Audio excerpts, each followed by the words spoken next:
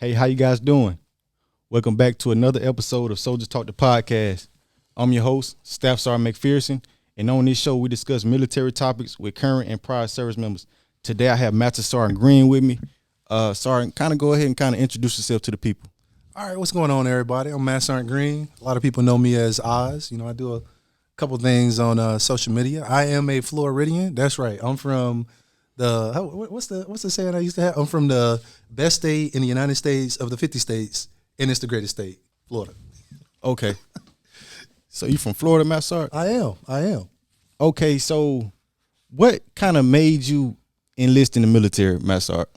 I'm gonna be honest. My story ain't no different from nobody else. I had a bad situation that I was in, and at first I wasn't coming to the Army. I had a recruiter that chased me around for 4 years when I was in high school doing like JRTC and stuff. And he's like, "Hey man, do the delayed entry program, this, that, and the third." And I'm like, "Nah, I'm good." I had 3 track scholarships to run track, run the Open 400 and the Open 800.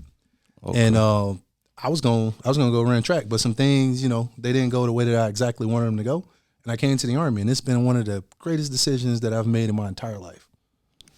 Okay, so when did you join, Master Sergeant? I joined in 2004. Now I'm the old head. Okay, 2004. 2004. Okay, so when you came in 2004, what was your primary MOS? My primary MOS was 63 Bravo. At the time, they had heavy wheel mechanics and light wheel mechanics. I was a light wheel vehicle mechanic. And that was a 68. You said it was a 63 Bravo. Yep, 63 Bravo. Okay, so where'd you go to basic training at, and where did y'all do AIT at and stuff like that? I did OSET at Fort Jackson. So I was in Echo 128 when I was in basic training. And when basic training was over with, we just took a short bus ride, 5 minutes, over to the 180th Ordnance Battalion, and there was AIT. We got off the bus and we were right there. So we did OSET at Fort Jackson before they did this merger with Transportation, Ordnance, and Quartermaster at Fort Lee. Okay, so I know it's kind of been a while back, Master, but what type of stuff did they teach you in AIT? Do you remember anything they taught you in AIT? Man, I remember AIT very vividly because, so back in the day when we did 63 Bravo Light Wheel Mechanic AIT, some of the things that they taught us, the very first thing we did was we took a lawnmower engine completely apart. So we took it apart, and you had the little TM. They had you in groups of 3 to 4. We took it all the way apart. We put it back together, and the objective was that you had to take it completely apart, put it back together, and it had to run when she put it back together. That was the very first thing we did. Next thing we did, it was spotty from that point. We took a engine out of a Humvee. We had Humvees. Took an engine out of a Humvee, put it back in. We did what they call a lifter adjustment on the Detroit diesels. We used to have Detroit diesels inside of our LHSs and things like that inside of our HEMTs before we got the Caterpillar engines that we have now. So they taught us how to do a lifter adjustment. We did timing on a Caterpillar engine inside of a dang on LMTV, and that was pretty much it. They were just showing us little things. The main focus was how do you read the TM? How do you go step by step and complete the task at hand? But that was pretty much what we learned. Okay, so did they go through the different levels of PMCS or anything like that? No, we didn't. We did not go through PMCS because back in the day we had what they referred to as 5 levels of maintenance, right? So you had level 1, which was the operator. You had level 2, which was the maintainer. Level 3 was the maintainer, and then you had 4, which would be third shop, and then you had 5, which would be depot. So we were 2 through 3, and then 4, you had a little third shop, where third shop, they were whiskeys and things like that. The third shop used to be real interesting back in the day because now we take a component off of a vehicle and we get a new one and we put it on. Back in the day, we would take that component off and we would rebuild it, and you get that part back. Maybe not necessarily the same one, but there was a shop that rebuilt different components of the engine, so we didn't have to outsource. But with the system that we have now, we can streamline the process and get that done quicker, and we can have a more slimmer Army. Okay, Master, so I know as a 90, you said it was a 63 Bravo back then, but so when did it change over to 91 Bravo? Ooh, if my memory serves me correctly, I know me and you were joking around about it, but literally one day I came to work and I looked at my ERB and it said 91 Bravo. But this was probably about 2010 when I was in the 503rd MP Battalion and the 108th MP, the Mighty Mighty.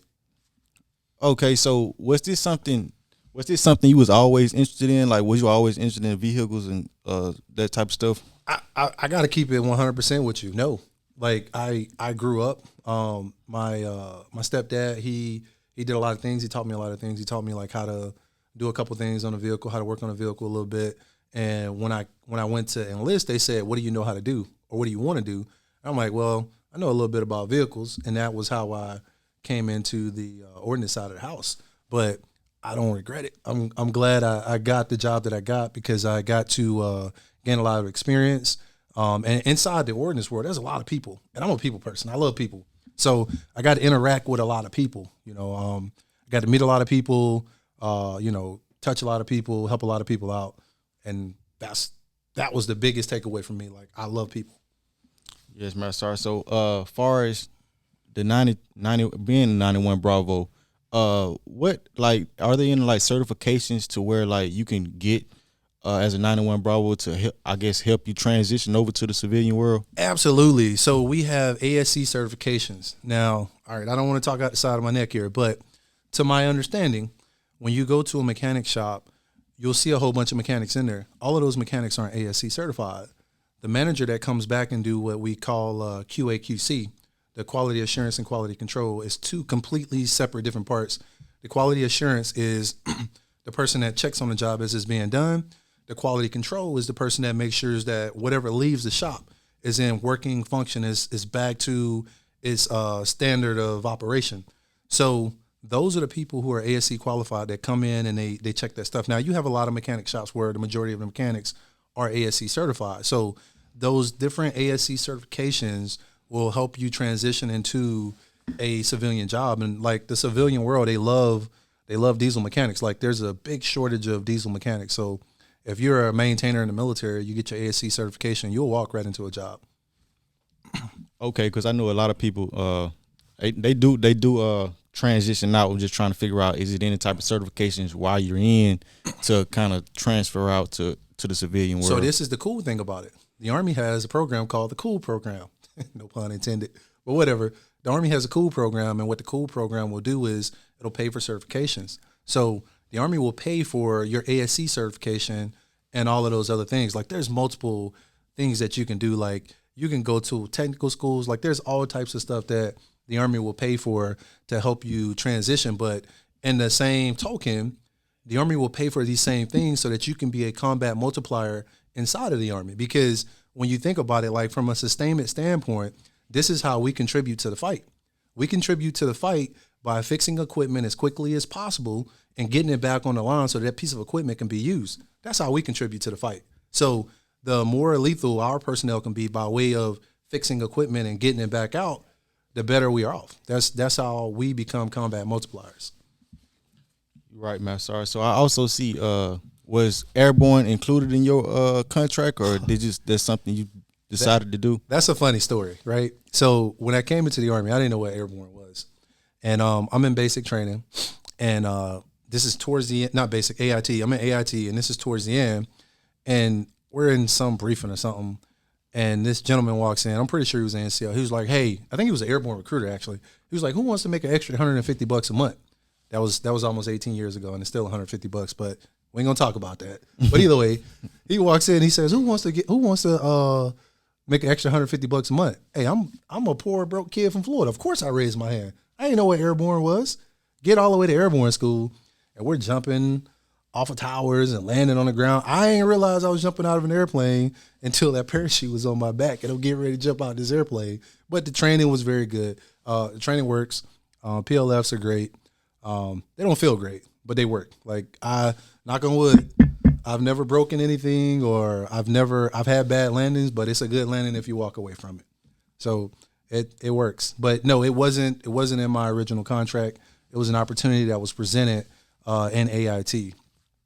Okay, man. Sorry. So does that, like, kind of affect any future assignments, any assignments you might get, like far as you being airborne and 91 in the 91 series? I would say absolutely. So the way I look at it is that it opens opportunities for you. So not only can you go to jobs, because it's a pop identifier for your ASI. Not only can I go to Oscar positions, I can go to PAPA positions as well. So if there's an airborne assignment, if there's like a special forces assignment or something like that, I can go do those things as well. And I can also do the Oscar jobs. So it just gives you a wider pool to pull from when it's time for you to put your say in there with the enlisted manning cycle and stuff. Okay, Master, I want to kind of talk about deployments. Like, have you been deployed? Yes, I've been deployed twice. And where, Master? Afghanistan, both times. The first time I was both times we operated out of Bagram, but I operated in Tagab Valley, both times, and it was rough. It was rough, but we got there and we got it done. Mm-hmm. Mm-hmm. What was like some of y'all responsibilities while y'all was over there? Like, what type of stuff did y'all do? So both times we had the same job. So I got a long history here on Fort Bragg. I started here in the 82nd Signal Battalion, which was what they referred to as the Bastard Battalion, and then the Bastard Brigade, and then the 82nd Signal Battalion turned into the Division Special Troops Battalion, which encompassed the division headquarters and all of those guys and gals, and then it turned into the headquarters and headquarters battalion. So when we transitioned to the Division Special Troops Battalion, that battalion deployed to the same exact place a year on the day that they got back every time. So the first deployment, we were told we were going to be gone for 18 months. We got there and they said it was 15. And we were like, victory, we got a couple months shaved off the deployment. Yeah. The second deployment, we went and it was said that it was going to be 15 months, and it was 15 months. But both times we deployed to the same exact place, and we had the same exact job. And our job was the Bagram Security Zone. We were in charge of the Bagram Security Zone to ensure that everybody stayed safe. So that was internal and external security. Okay, so I didn't know, like, you being a 91 Bravo, they gave you security? And see, that's the beautiful thing about the Army. Like, everybody's a soldier, okay? And we don't take our soldiers and put them into a box. A soldier is like a Swiss Army knife. A soldier can do anything that you encourage them to do, give them the proper training, and you just give them the room to grow. They can do anything, and that's exactly what happened here. Just because your MOS is one thing, we all go to the same basic training. It's just that once we leave basic training, we go to AIT and we go to our units, and we may do a specialized job, but all of our jobs, we all go to the same basic training for a reason. There is no, quartermaster basic training or, whatever. Like, we all go to the same basic training. We all get taught the same thing. And that's why it's set up that way, so that you can go out and do those other things. Because when we deployed forward, there was no need for the amount of 63 Bravos that they had. Like, that mission wasn't that big on that deployment. So some of us went to go do gate guard. Some of us went to go be in towers. Some of us went to go out and do a PSD mission. I was on a PSD. So I was on Colonel Leary's PSD, and General Rodriguez was the division commander at the time. So I was on his PSD. We did our thing. We went out. We did what they would call key leader engagements. So we would go out and we would talk to the Afghan village leaders and stuff like that, with the whole Hearts and Mind mission, to see what did they need, like food-wise, clothing-wise, like what could we do to help improve the infrastructure of their villages so that we could win some good faith with them. And they would tell us, like, when the terrorists were trying to, like, bomb Bagram, shoot rockets on Bagram and all that stuff, if there was a cache or something found, they would tell us. If there was an ID found, they would tell us. So it was a give and take relationship that we had. But that was that whole Hearts and Mind thing. Like, we were trying to go out and win the hearts and minds of the populace, the young people, the next generation, so that, we could potentially curb some of the stuff that was going on. Okay, so when did that deployment end? That's all. So the first one was from 2007 to 2008, and the second one was 2009 to 2010. Okay, and those was the only 2 deployments that you ever been on. Mm-hmm. Okay, Master. So how long have you been in the military? I will have been, so July the 23rd makes 18 years for me. 18 years. Okay, so that's a long time to be in the Army. So I would say throughout my career, I mean, I only been in 5 years, so it has been leadership that I have looked up to. So I would say, like, throughout your career, is it anybody that sticks out to you to say, to anybody that influenced you in any type of way, in a positive way? And in what ways have they influenced you in that way, Master? If you care to share. Man, you finna get me in trouble here. So this is what I'll say. I hear a lot of people talk about bad leaderships and bad leaders and things like that, but I've been blessed. I can honestly say I have never had a bad leader. I have had leaders that had qualities that I didn't like, but all overall, they were good leaders. They all taught me things. They all mentored me. They all, every last one of them tried to ensure that there was something when I left them, I had something to put in my tool bag. And what you see now is a combination of all of those leaders. Like I had one leader, Sergeant Major Willie Williams. He was a 91 Bravo. He was our Sergeant Major on the second deployment. And shortly after getting back, he passed away. But the reason that I wear a mustache is because of him and my stepfather. This haircut is because of him. I had another leader, Sergeant Major Dangerfield, Mark Dangerfield. All right. He was my first sergeant when I was a private. And he has stuck by me this entire time. Anytime that I need guidance or anything like that, I'll give him a call. He picks up the phone and we have a conversation. But he was a very strict leader. He was the type of leader that everybody needed, but nobody wanted. So I learned a lot from him. He taught me about regulations. Like in order to play this, I don't want to say play this game. In order to be successful, you have to understand rules and regulations. You have to understand like the environment that you're in. Another leader that I had, Master Sergeant Raymond Wilson, I call him Pops. When I first got to Fort Bragg, I flipped in 2004. I flipped my Jeep coming back from an engagement, totaled my Jeep out. And your POV. My POV, yeah. Okay. Flipped my POV, totaled it out. I got back, I'm depressed, this, that, and the third. I don't even know this man. I literally been in the unit for 3 days. He's not in my company or anything. He's a staff sergeant at the time on PFC. I get back to my room. The unit had to come pick us up from the MP station. We didn't do anything wrong, Deer ran out and we flipped. But either way, get back to post. We go to the MP station. They log everything. Unit comes and picks us up. Go back to my barracks room. I'm in my barracks room for about 30 minutes. And I'm sitting there and I'm just depressed. Like, oh man, like I don't have money to buy another car. I can't get around. And this staff sergeant walks in my room. And when he walks in my room, he said, "Get your chin up, son." Just like that. I don't know this guy. He's like, "Get your chin up, son." I looked up. He's like, "Look, I heard you was just in an accident." I'm like, "Roger that." I don't know how to address him. I don't know who this is. He says, "I'm Staff Sergeant Wilson." He was like, "From this point forward, I'm going to take care of you." That was 17 years ago. He has since retired, and he still looks out for me. So I've had so many great leaders, both commissioned, non-commissioned, like just all warrant officers. Every leader that I have had has been just exceptional.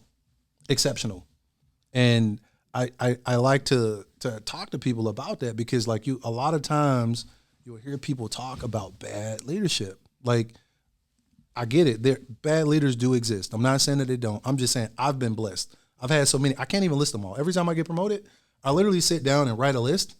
And this list is like 2, 3, 4 pages long. And I still forget people. That's how many great leaders I've had. Yeah. I've been very blessed. That's crazy. One more thing I want to say. We were talking about the times that we had in. Like I've been in for 17. You've been in for 5. I don't like to put titles on that stuff because like at the end of the day, I feel that sometimes people will devalue what you have going on. Those 5 years, that's an accomplishment that you've made. You're definitely right. Yeah, nobody should devalue that. Like, at the end of the day, I respect and, I appreciate what it is that you have done and contributed to get to this point. You're definitely right, Master. It's just like far as I would like the difference in amount of time, I would think that you would have experienced way more than I have. But sometimes that might not be true because like you said, you ain't have nothing but great leaders. But unfortunately, I have experienced bad leaders in the short amount of time that I've been in the military. So again, Master, that is important. You know, it is leaders that influence us in different ways, and it always matters. It always matters what we get from the situation. So Master, me in my 5 years in the in the Army, I have gotten to a little bit of trouble. You know, I probably leave that for another video to for you guys. But I want to address, as far as you, Master, like, have you been in any trouble since you've been in the military? Any Article 15s? Any? So this is what I'm gonna say. I have never received an Article 15. That don't mean I didn't deserve one. So, and I say that to anybody that's been in the military. Like, we all have made mistakes. Okay, I had a sergeant major say one time. He said, "There's two types of mistakes, right? You have the mistake of the mind, and you have the mistake of the heart. The mistake of the mind is I knew better, and I still chose to do the wrong thing. The mistake of the heart is I just didn't know no better. It was a mistake. You know, I'm not going to do it again. Now I know better. I'm going to do better. Now, the mistake of the mind, that has to be punished, just indiscriminately. It has to be punished. Like, an example has to be made, because insubordination and, you know, just disrespect, that stuff ain't going to be tolerated. We got to stomp it out. Now, that mistake of the heart, we're going to give you a little slap on the wrist, and we're going to help you do better the next time. Maybe we do some corrective training. So I've had great leaders. Like, they would see me sliding into the wrong direction. Sometimes they let me fall and bump my head, and then they come over there. They beat me up a little bit, not physically, all right, but they come over there and they talk to me. They might, you know, make me do some push-ups or something like that. But when it was done, and this is the part that everybody misses, when that was done, they would sit me down and they would explain to me, like, look, Killer, this is what you did. This is why you can't do this. This is how this affects this. And they would explain all that stuff to me. And that was the most important part of the interaction. Like, yeah, there was some pain in the beginning, but at the end of the day, they showed that they care, because soldiers ask their leaders three things. Do you care about me? Will you help me? And can you help me? If the answer is no to any of those three questions, the soldier's not going to follow you. And every leader that I had, when that question was asked, like, it's not something that you physically ask. It's something subliminal that you ask yourself. But when those questions were asked, all of those leaders, the answer was yes. They all, like I said, they're going to scuff you up a little bit because they want you to understand that you did something wrong. But at the end of the day, they're going to take the time to explain and teach you what it was that you did that was wrong and how to correct your ways in the future. Yes, my star. So, so that's another thing that I want to talk about, as far as since you just some of the trouble that you might have been in, but that's a good thing. You haven't been in no trouble at all. So, I mean, no documented trouble. Yes, man. Sorry. So, another thing. So far as you say, you've been in 18 years. So, a lot of people they be like, okay, more than likely a lot of questions that be asked in the military. Okay, are you gonna do 20 years in the military? Are you gonna do, how long do you think you can make a career out of it? So, how, being that you have been in that this long, what are some of the things that keep you going? Like, what's some of the things that just keep you going every day, Master? People like you. Absolutely. People like you. Like I said in the beginning, I'm a people person. I love people. I love being around people. And every time, it's kind of like, I think the majority of NCOs are teachers. We teach. We want to reach people. We want to teach people. Like, our satisfaction isn't our paychecks. It isn't like how much rank we'll amass. It's not all the ribbons and stuff that's on our chest. Our reward is like when I get to take a soldier or an individual or a mentee and I teach them something and I see that light pops on. That's my reward. That's what I'm working for. Like, I'm trying to hone my skills to the point to where I can get to that point as quickly as possible. Not so fast that it makes the person uncomfortable, but fast enough so that I don't waste their time and they can move forward quicker.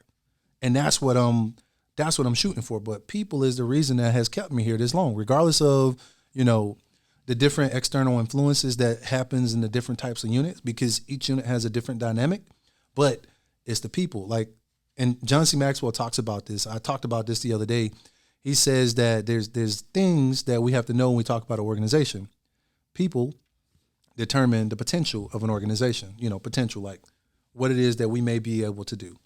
Relationships determine the morale of an organization. Like, how do we feel? Can we get things done? The azimuth determines the direction of the organization. Like, where are we going? Where are we at? Where are we going? The leader determines the level of success of the organization. Now, there's another thing that I like to pair with that. There's another book that I'm reading right now called Crucial Conversation. They say there's 3 types of organizations, right? You have an organization that is ran poorly. And in these poorly ran organizations, you have people that don't do what they're supposed to do, right? And instead of holding these people accountable, we move them. There's no consequences. We just move them. Poorly ran organization.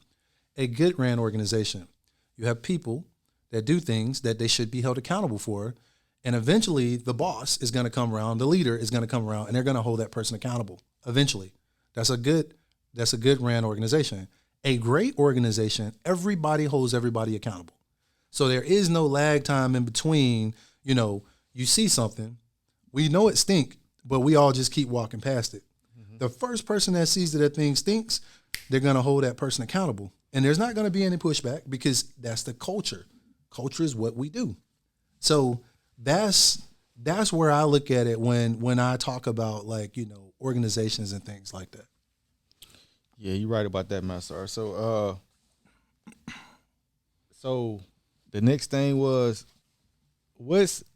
give us a story time, Master. Give us something that you can remember throughout your 18-year career, something that's just vivid, that you can vividly remember, and tell the people what happened.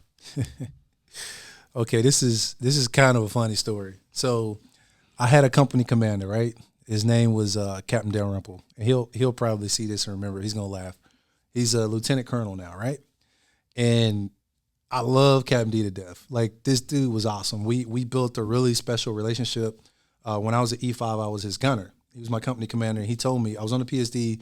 He said, "Hey, Green, I need somebody to be in the track and control the truck because I'm doing the stuff on the radio as a ground commander." I'm like, "Sir, I got you." So we go out to recover this cache, right? And a cache is a large stash of weapons that the Russians stashed at some point. But when the Russians pulled out of Afghanistan and the Taliban, they took over or whatever, they located all these caches. So every time a cache would be located, they would call us, we would take EOD, and we would blow the cache up, right? So that the weapons didn't fall into the wrong hands. So I don't remember what it was, but I was joking around with Captain D, and he was like, "All right, I got you." So this joker, he makes me, I kept messing with him. He was like, "All right," because I'm his gunner, right? So I already had a 249. Mm-hmm. He was like, "You going to take the 240? I'm like, "All right, too easy." Basic combat load for a 240 was like 800 rounds. That's heavy, but whatever. So I'm like, "All right, whatever." So I keep talking trash. He's like, "Now you're going to be my RTO." I'm like, "How am I be the RTO in the gunner?" He's like, "I don't know, but you're going to figure it out." So now I got this big Harris radio in the 240 with the ammo, and he makes me carry my M16. So funny story, long story short, we get on we get on 2 Chinooks, and we fly to this location. We get to this location, right?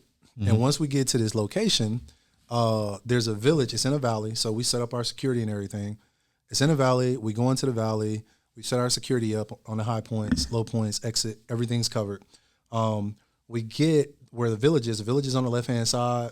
The creek bed is in the middle, and then you got a mountain on this side. So in the mountain where, there's a side of the mountain where all of these rockets are. They were like 155 Chinese soccer rockets, all right? And these rockets are broken up into 3 different pieces. You have the head that explodes, you have the body, and then you have the motor.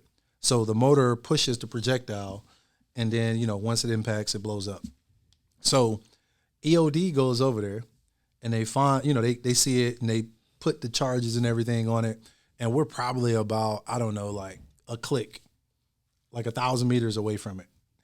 And they put it over there, they walk back, they put a delayed fuse on it, they're sitting down on the side of the mountain, everybody else is pulling security, I'm on the radio, I got the tac set up and going, and dang on, they're talking, and we're like, "Hey, we're good right here?" Like, "Yeah, it's 1,000 meters, no problem." And that thing blew up. And when it blew up, like when something blows up, you first see the mushroom cloud, then you hear it, and then you get hit with the blast, right? Mm-hmm. So we're sitting there pulling security, and we're watching this mushroom cloud, right? And then like we can hear like the motors, like they didn't blow the motors up, like they didn't put enough stuff on to blow the motors up into pieces.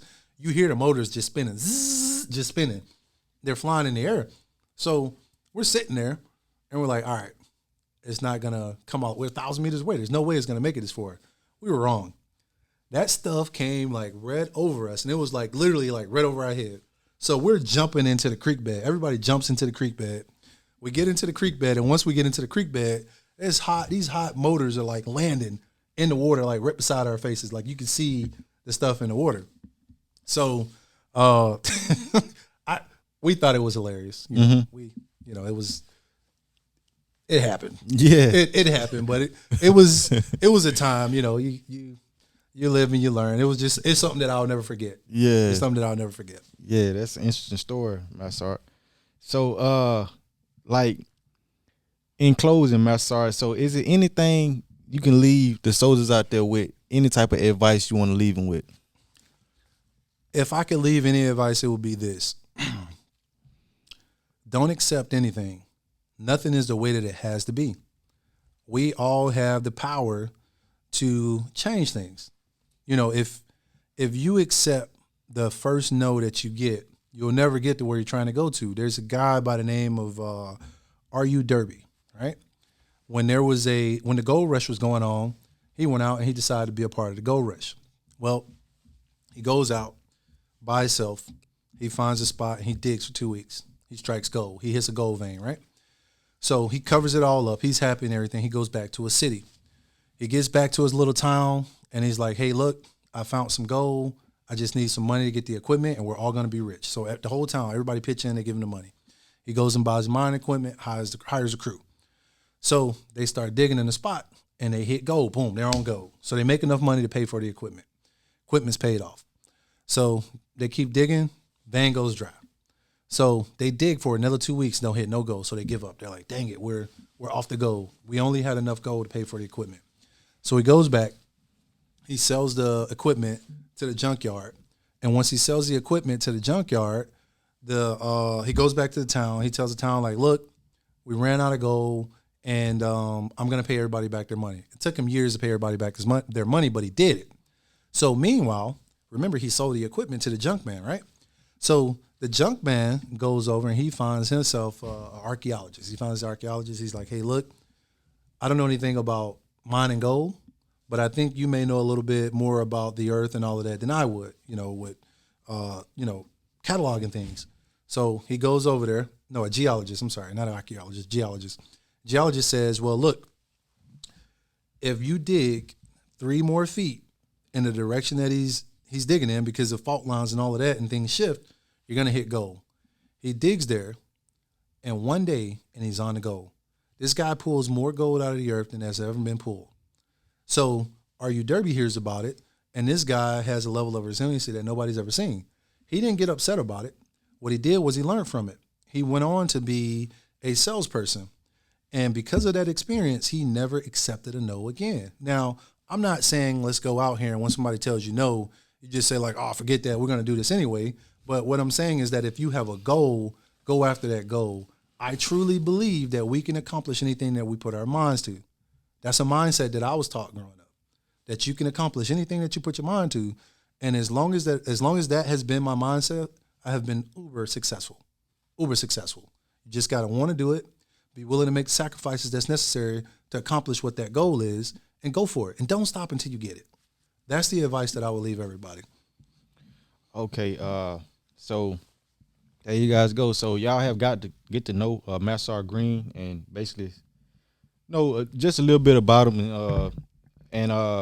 So MSG, kind of let the people know like what other platforms you on, as far as the Yes, I am on. I'm on NCOPD Live. You'll see me there. I have a page called Let's Talk About It on Facebook as well. I have my personal profile. I do all my videos on my personal profile as well, Richard Leon Green Jr. And I also have a podcast as well called Let's Talk About It, where every week I upload a new session. So I'm on TikTok, Instagram, like Twitter, I'm on all the platforms, every major platform I'm on there.